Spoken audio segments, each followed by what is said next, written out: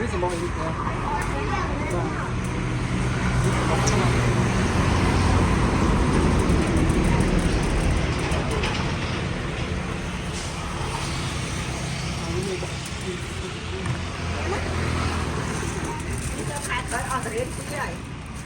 នៅ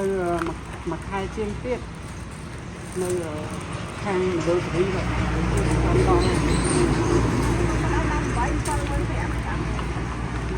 តែបកសាញ់បាន2គីឡូទេប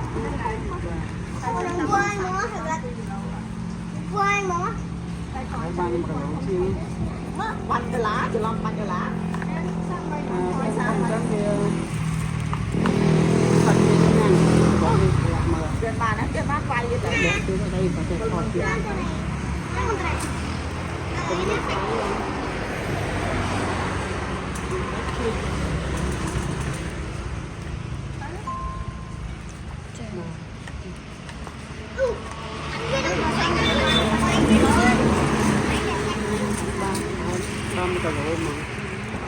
ខ្ញុំតាសបកស្ដាងចំណាយនាំមកយក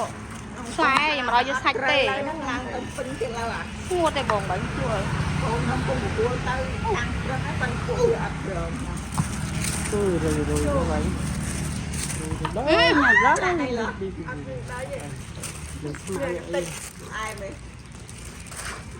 ទុំចូលពេញអេអាចរៀងចូលតិចទៅអត់អត់ទៅ